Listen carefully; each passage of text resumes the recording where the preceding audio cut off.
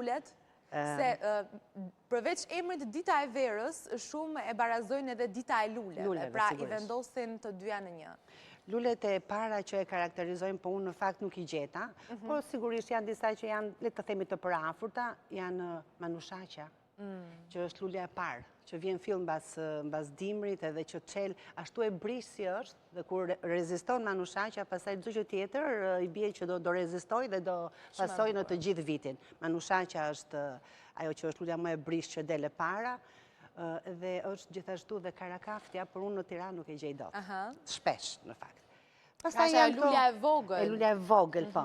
Janë këto zymbylat, janë edhe kjo, pastaj është edhe kjo është lule, është karakteristike e kësaj zone, e kësaj gjoje, por sidomos pastaj janë sythat. Sythat janë shumë të rëndësishme. Ma shpjego pak me detajet. Ja, sythat. Edhe unë prandaj ka marrë domethënë këtë degën, që në fakt nuk mund mos duket fare e bukur, por ka një domethënie të madhe. Sythat. Çdo gjë që lind pas kësaj gjës është domethënie për energjinë, për shëndetin, për mbarsinë të gjithë vitin.